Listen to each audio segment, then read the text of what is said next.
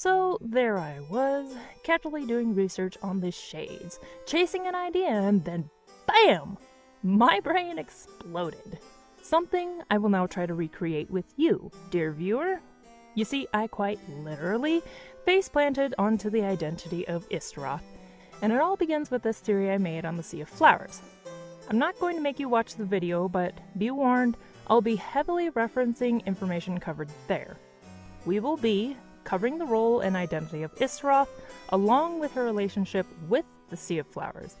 And oh boy, are you in for a ride with this one. Disclaimer, this is a theory. I am a theorist, and I do not write Genshin's story. Though I will do my best to present accurate information, I may make mistakes, as I have a life and cannot devote 100% of my time to this cause. Timestamps and relevant videos will be in the description or a pinned comment. First, let me give you some context. Genshin has this hidden concept playing behind the scenes. That being, people are flowers. The mentions are small but frequent, and you have to be paying attention throughout the entirety of the game to catch it. I know, because I did just that. I went searching for flowers and hours of dialogue. This is the linchpin holding the theory together. Then, at the forefront of the concept, you have three key allegories. Marianne of Anapasis, Nahida in the Dream Samsara, and Fischl's Hymn of the Holy Land from the Golden Apple Archipelago. In these we have a princess locked away, a garden, and an eternal night. Now, in my moon garden theory, I suggested 3 candidates for the princess, and I am now telling you that none of those 3 are right. But there was a 4th that didn't make the video because it was already too long and I didn't want to explain myself. We will get to that. If I tell you now, you'll just think I've clickbaited you, so I will first present my proof. Istaroth is one of the 4 shades mentioned in the book before Sun and Moon, and the one we know the most about. She has cameos in Mondstadt, Enkanomiya, Inazuma, and Solvandagnir, to name a few. Now, Istaroth also goes by the names the Thousand Winds, the Undying Wind, God of Time, and Tokoyo Okami. All these names are important to understand her identity. Every last one. And it's hard to talk about one title without mentioning the others. So let's cover these best we can, yeah? The Thousand Winds is the title she goes by the most often, and it connects her to Venti, your friendly neighborhood overly suspicious bard. In his 3rd character story, Venti is identified to be but a single thread of the Thousand Winds, a tiny Anemo elf. And when he claimed the seat of Archon, the people of Mondstadt worshipped both him and the Thousand Winds. I had the opportunity to talk to a Venti main about my moon garden theory, and they had some interesting things to add. In light of people being flowers, consider this. Venti is the only Anemo character that dandelions are drawn to.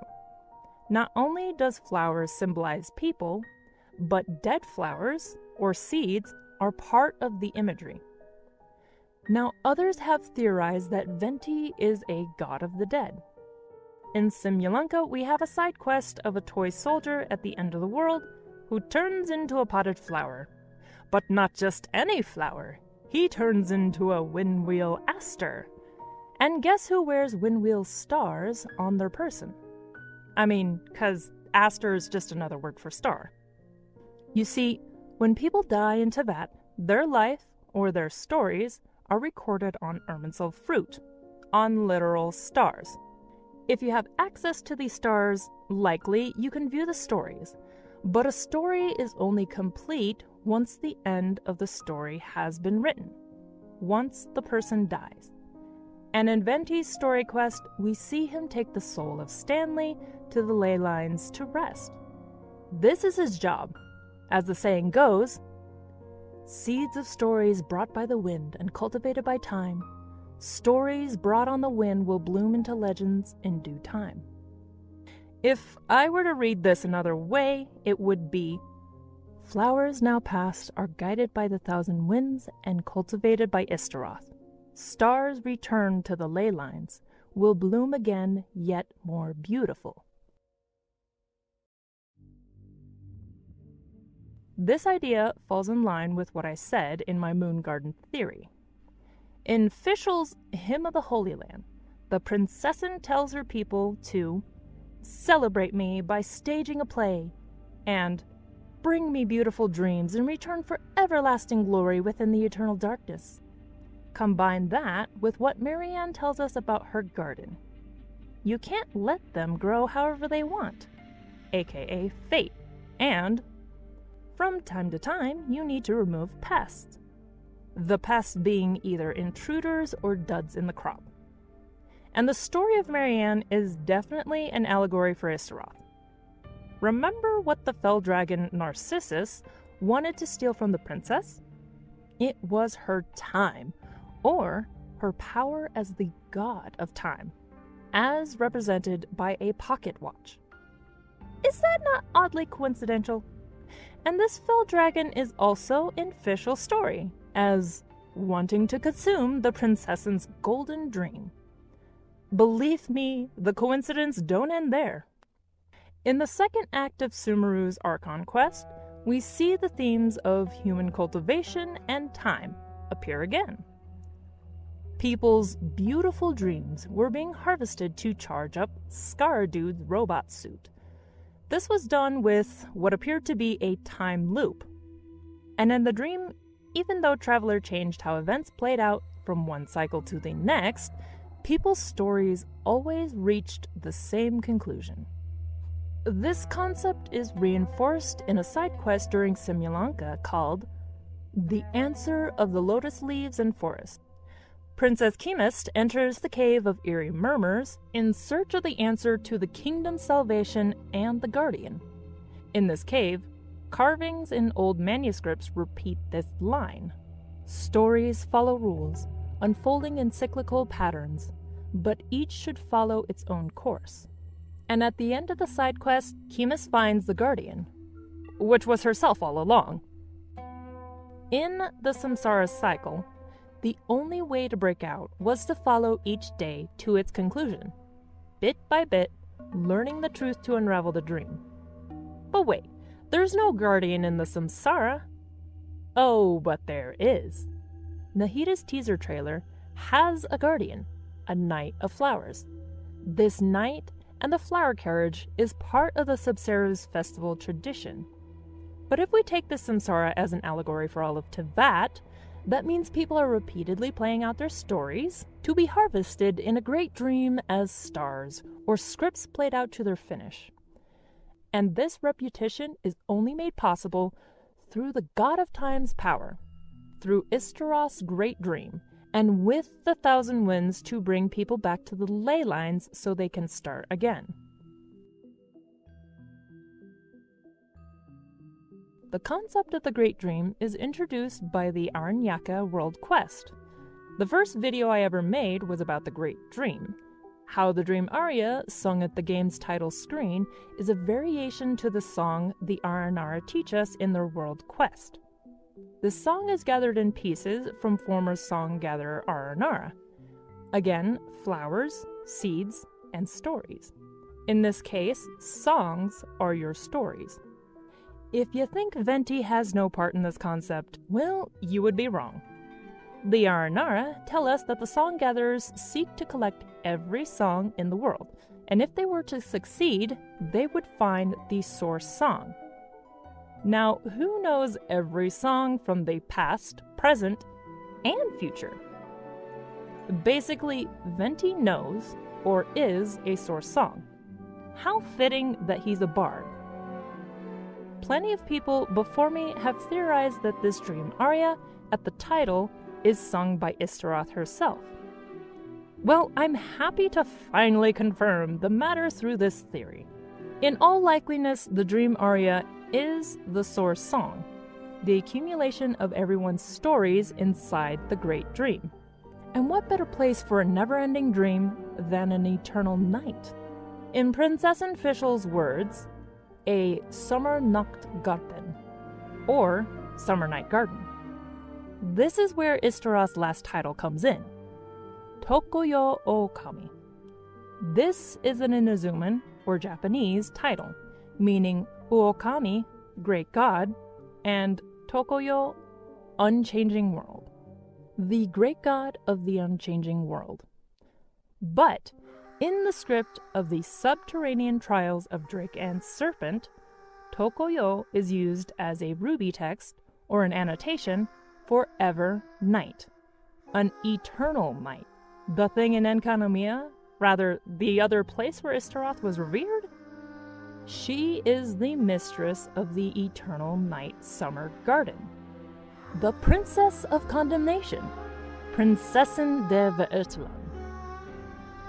By now your brain should have done that explodey thing, because every piece we know about Ishtaroth matches this garden concept.